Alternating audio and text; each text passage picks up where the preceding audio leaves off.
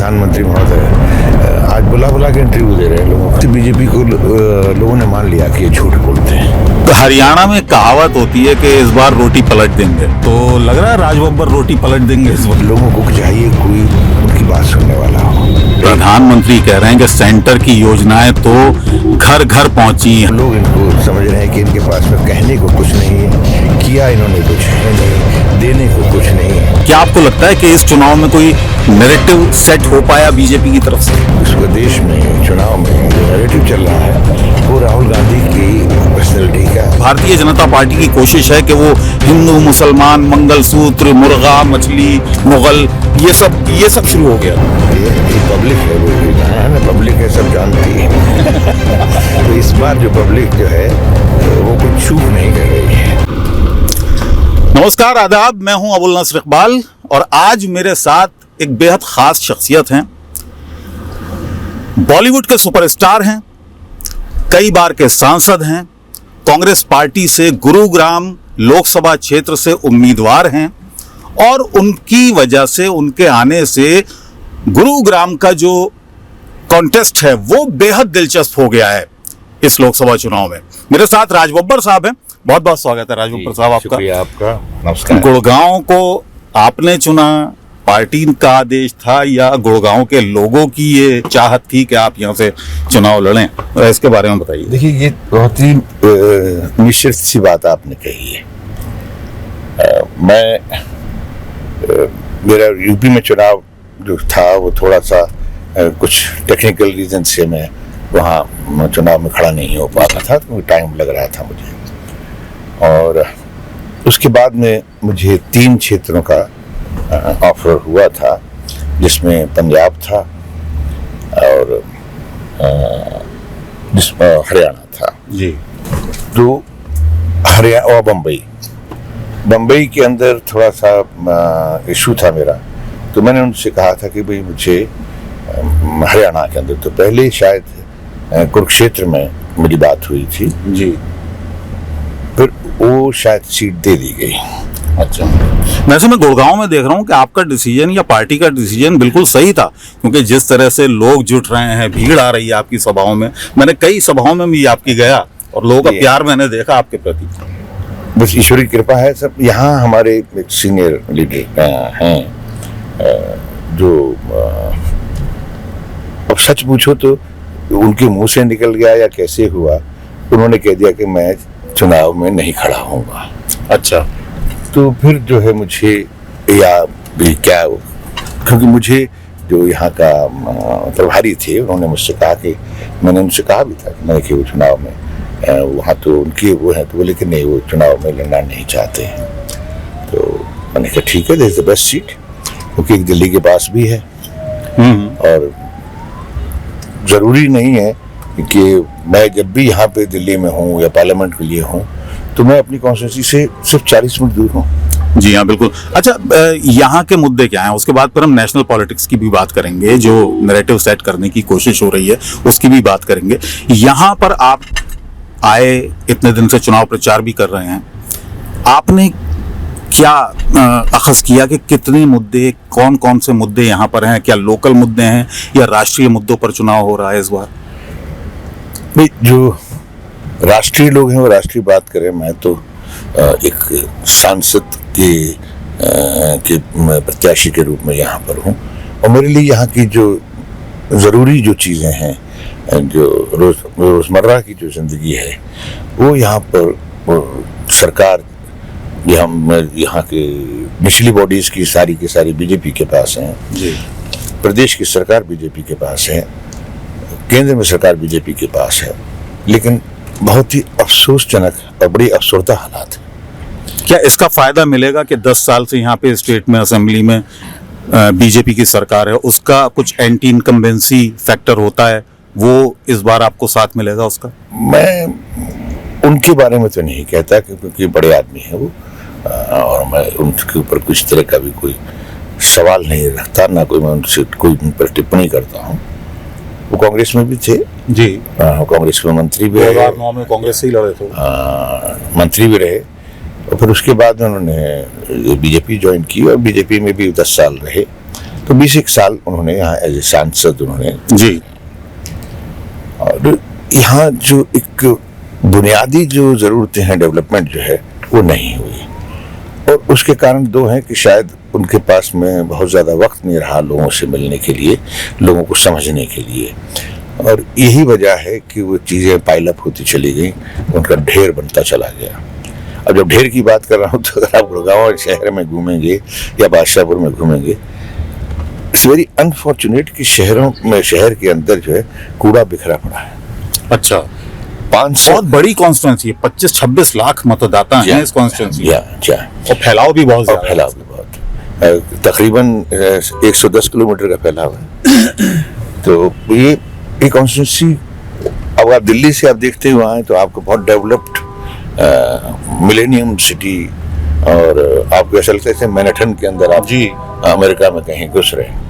लेकिन जैसे जैसे आप नीचे की तरफ चलते चले जाएंगे, अंदर जाते जाएंगे, तो ये बहुत पिछड़ा हुआ इलाका है। और इसका जो ये है कि ग्राफ ही इस तरह से है। अच्छा, यू कांट बिलीव दैट कि जो लोग ऊपर रह रहे हैं, अट्टालिकाओं में रह रहे हैं, जो यहाँ इतनी ज़मीनें इतनी महंगी हो गई हैं, तमाम कॉरपोरेट, तमाम जो लोग यहाँ पर दुनिया भर के, दुनिया से आए हुए लोग यहाँ पर बस रहे हैं, उनको यहाँ पर बुनियादी नीचे की सहूलतें नहीं है। सीवर की प्रॉब्लम वो आपने देखा ही होगा, जब बारिश होती है 2 बरस से, तो मैं देख रहा हूँ बारिश होती है तो यहाँ नाव चलना शुरू, जी हाँ, बारिश होती है तो बहुत सारी प्रॉब्लम, तो ये कितना अनफॉर्चुनेट है। अंडरपास भर जाते हैं। तो ये जो वहाँ जो दुनिया के जो लोग हैं जिनके ऑफिसेज हैं, वो क्या कहते होंगे, we are not able to go to the office, we are not able to join the office, because वहाँ पर जो है पानी भरा हुआ है, वाटर लोग आएंगे। So these are the things are there. ये तो एक मैंने आपको एग्जाम्पल बताया। अब आप सोचिए 3-4 साल से जो मेन गुड़गांव का बस स्टैंड है वही टूटा हुआ है। हाँ। यहाँ पर जो एक सरकारी अस्पताल है, वो एक ही अस्पताल है गुड़गांव, वो टूटा हुआ है। सो अगर आप आगे जाएं तो जहाँ आज हम जा रहे हैं, विवाद का इलाका है, वो आप काफी 3 जिले हैं यहाँ पर। गुड़गांव भी कोई बहुत ज्यादा डेवलप नहीं है। जब आप अंदर गुड़गांव के अंदर देखेंगे तो आपको समझ में आएगा कि यहाँ लोगों की क्या मांगे, कूड़े की है, पीने के पानी की है, जमीनें यहाँ पर किसानों की जो है वो सीलन में जा रही हैं, पानी में जा रहे, गंदे नाले का पानी दिल्ली से आ रहा है, 1,000-2,000 एकड़ जमीन जो बिल्कुल पानी में जा रही है, गंदगी पानी में जा रही है। इधर आप रेवाड़ी की तरफ जाए तो वहाँ इंडस्ट्रीज का पानी जो है वो वहाँ एंटर कर रहा है रेवाड़ी के अंदर।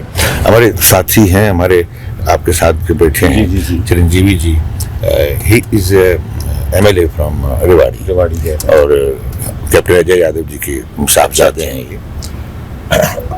तो हरियाणा में कहावत होती है कि इस बार रोटी पलट देंगे, तो लग रहा है राज बब्बर रोटी पलट देंगे इस बार। मैं तो इन लोगों के भरोसे चुनाव में, और यकीन मानिए जनता चुनाव लड़ रही है। ये गलतफहमी ना मुझे में है, मैं समझ रहा हूँ कि लोगों को चाहिए कोई उनकी बात सुनने वाला हो, क्योंकि सेंटर की बहुत सारी ऐसी योजना है। अब ये हमारे जो भाइयों के तरह छोटे भाई हैं हमारे, बल्कि भतीजे हैं हमारे, और दामाद भी हैं। तो ये जो है, इनको जो सेंटर की योजनाओं में नहीं मिलता, क्योंकि प्रधानमंत्री कह रहे हैं कि सेंटर की योजनाएं तो घर घर पहुंची, हर घर नल पहुंचा, गरीबों को राशन मिल रहा है।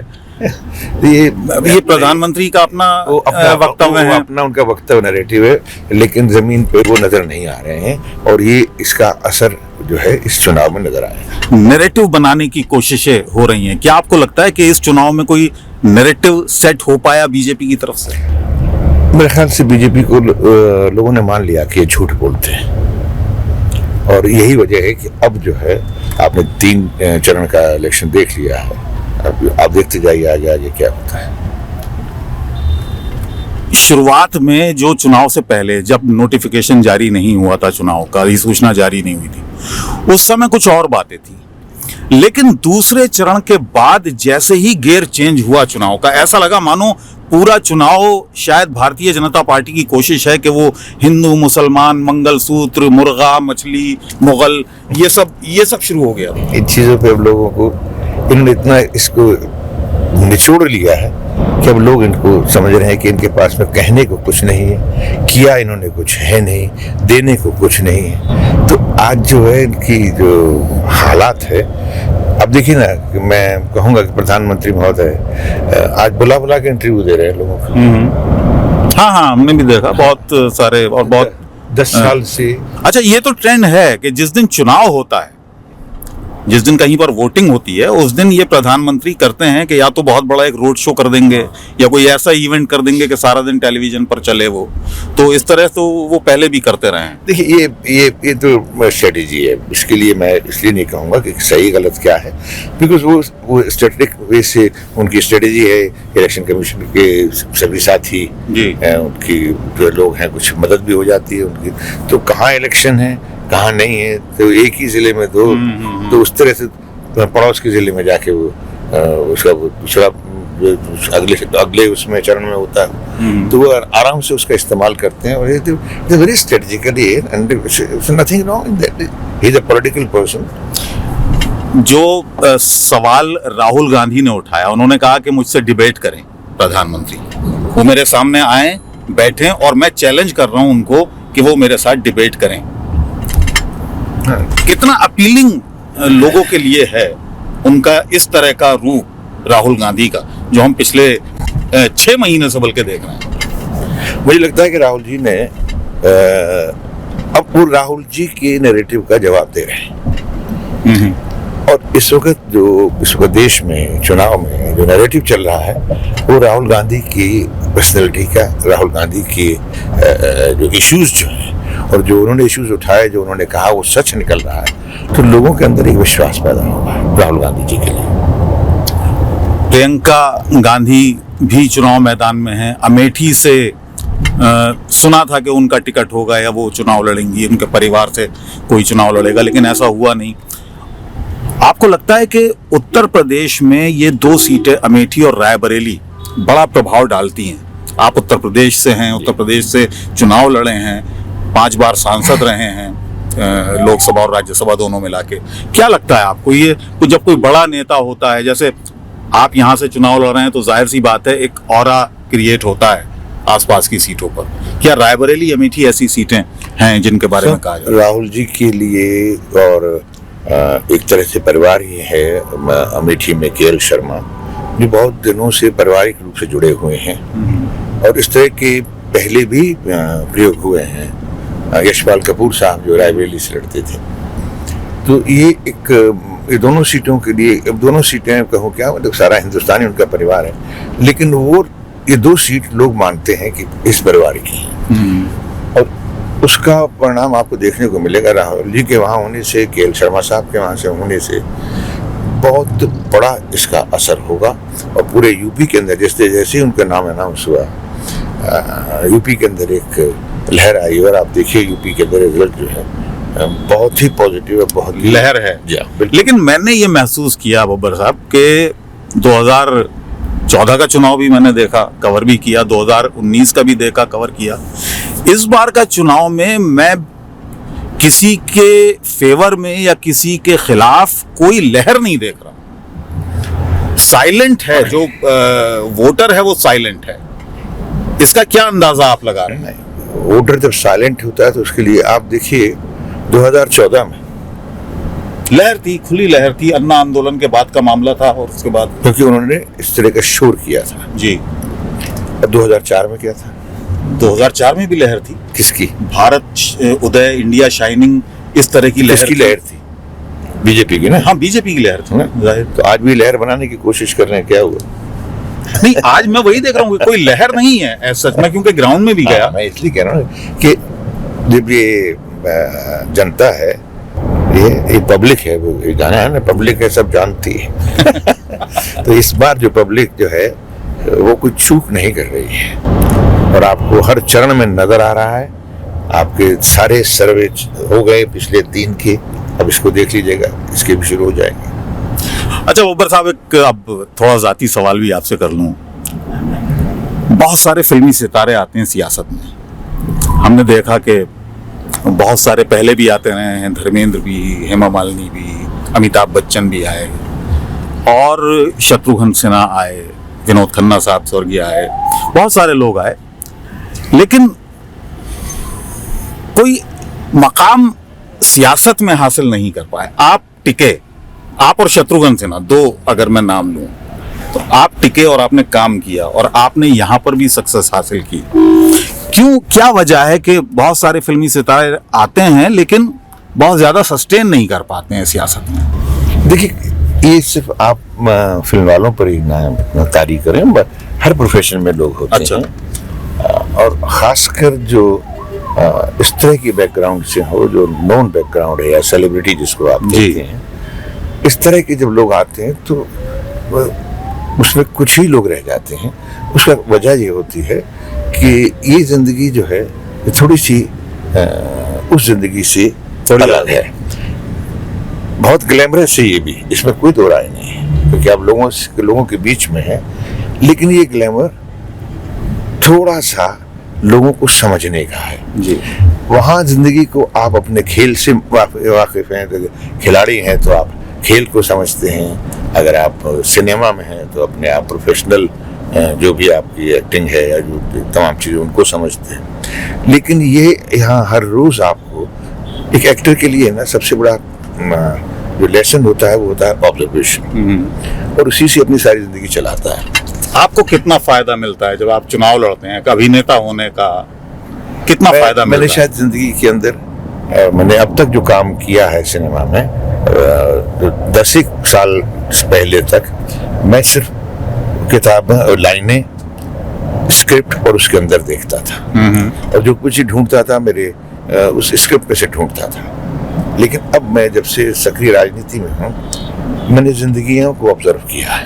अच्छा। और बहुत सारे ऐसे किरदार हैं जो बहुत ख्वाहिश है मुझे कभी करने का मौका मिलेगा तो करूँगा। बड़े कई बार चैलेंजिंग चुनाव हुआ है, वो भी आपने जीता है। हमने देखा था जब कांग्रेस पार्टी, आप समाजवादी पार्टी छोड़कर कांग्रेस पार्टी में आए थे और फिर डिम्पल यादव के खिलाफ चुनाव लड़े थे, वहां से आपने जीता था चुनाव। बड़ा चैलेंजिंग चुनाव रहा होगा। नहीं सब, मैं बहुत इसको साफ कर दूं, मुलायम सिंह जी के परिवार से कभी कोई महिला नहीं लड़ती जी। वहां पर कल्याण सिंह जी के बेटे का नाम आ रहा था, राजू का, और मेरी पार्टी ने मुझे 26 अगस्त को अनाउंस कर दिया, टिकट हुई।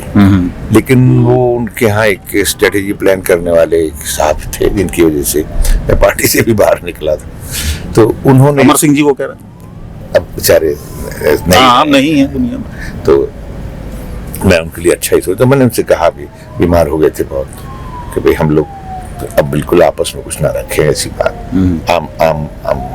I'm for you, I'm well wisher of yours। और खैर उन्होंने डिम्पल जी को सामने कर दिया। अच्छा।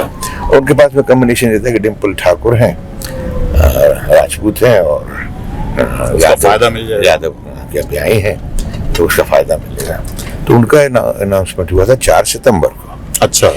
तो समाजवादी पार्टी ने मेरे सामने उनको खड़ा किया था, और मेरी बच्ची की तरह हैं, जूही की दोस्त भी है, मतलब ये परिवार जो मेरे लिए आज भी परिवार है।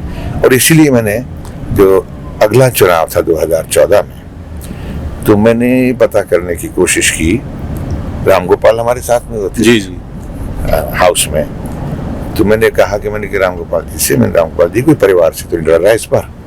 अच्छा, पहले पूछा था आप? हाँ, मैंने पूछा जब 2014 का चुनाव आया, 2013 के एंड में जब इलेक्शन अनाउंस हो गए, उससे पहले मैंने पूछा, मगर राम गोपाल जी मित्र थे, हम लोग पारिवारिक थे, तो मैंने कहा कोई परिवार से तो नहीं आ रहा? तो उन्होंने कहा तुम्हारा भतीजा आ रहा है। अच्छा। दिग्विजय सिंह जी साथ खड़े हुए थे, वो इंचार्ज भी थे। मैंने कहा भाई साहब मैं फिरोजाबाद से चुनाव में खड़ा नहीं हूँ। अच्छा। तो हंसने लग पड़े। क्यों? मैंने कहा क्योंकि जिस परिवार ने, जिस मुलायम सिंह यादव ने मुझे सक्रिय राजनीति में लाए, मैं ये सुना आप शूटिंग कर रहे थे, मुलायम सिंह जी का फोन पहुंचा और आपको एकदम बुलाया कि आपको चुनाव लड़ना है? जी, इसी तरह का कुछ वाकया ऐसे ही हुआ कुछ था। वाकया था। मेरा तो मैं तो प्रचार करके निकल गया था, मेरा कोई इरादा नहीं था सक्रिय राजनीति में आने का। अब क्या देख रहे हैं आप ओवरऑल, अगर मैं आपसे आखिरी पूछूं, पूरा जो चुनाव है, अपने चुनाव के अलावा पूरे देश में किस तरह की लहर है और क्या उम्मीदें हैं बतौर एक कांग्रेस नेता के आपको? सर मैं बहुत हलीमी से कहूँगा, और ये चीज़ लोग इस बात को देख रहे हैं, इस पर सरकार इंडिया अलायंस की बनेगी, इसमें कोई दो राय नहीं है, क्योंकि लोगों को एक ऑल्टरनेट मिल गया है, एक विकल्प मिल गया है और लोग उस विकल्प की तरफ जा रहे हैं।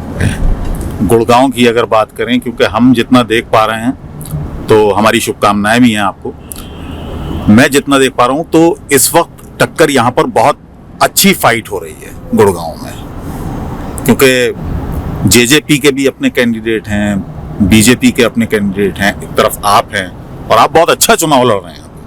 I must appreciate. Thank you. Raj Babbar यहाँ चुनाव नहीं लड़ रहा, वैसे बाय द वे यहाँ की जनता जो है वो चुनाव लड़ रही है, और यकीन मानिए जो मैं कह रहा हूँ इसमें कोई अतिशयोक्ति नहीं है। आप वो फील्ड देख रहे होंगे जब आप वहाँ पे थे, the people are coming, they don't belong to a party Congress, the people are coming. Why they are coming? कि साहब वो कभी आए नहीं, कभी मिले नहीं 10 साल से, यहाँ तक कि लोग कहते हैं कि साहब 18 साल 20 साल के लड़के को तो पता भी नहीं जो वोट डालने जाते कि उसका सांसद कौन था। हाँ, ये तो यहाँ पर एक आम धारणा है बनी हुई सांसद के बारे में यहाँ के मौजूदा। अब कुछ लोग बोल रहे हैं कि साहब अब उन्होंने गांव-गांव घूमना शुरू कर दिया है, तो मुझे लगता है कि ये चीज़ जो है ये नेचर में होती है। ये मैंने जब 3 बार जहाँ सांसद रहा हूँ, आज भी लोग वहाँ, जब लास्ट डे था जब पर्चा भरने का, मैं लोग उम्मीद कर रहे थे कि मैं आऊँगा लास्ट डे तक, मैं जब नहीं गया तो अगले दिन के जितने भी अखबार थे, चाहे अंग्रेजी के हों, टाइम्स हो, चाहे हिंदी के सारे अखबार, वो लिखा, मतलब गलब ये था, 8-8 कॉलम की न्यूज़ थी कि 26 साल के बाद राज बब्बर अब आगरा की राजनीति में नहीं है जी। तो ये यही कमाया बॉस, लोग आज भी याद करते हैं। मैंने इसीलिए कहा कि बहुत कम लोग होते हैं जो इतनी इज्जत कमा पाते हैं राजनीति में, और आप उनमें से एक हैं। बहुत शुभकामनाएं हमारी तरफ से, और थैंक यू वेरी मच, आपने वक्त निकाला हमारे लिए, बहुत बहुत शुक्रिया। तो ये थे राज बब्बर साहब, गुड़गांव से प्रत्याशी हैं कांग्रेस पार्टी के लिए गुड़गांव से। कह रहे हैं कि न सिर्फ गुड़गांव बल्कि कांग्रेस पार्टी इंडिया अलायंस इस बार सरकार बना रहा है। सरकार जो मौजूदा है वो जा रही है, लोगों के पास अब एक विकल्प है। नमस्कार।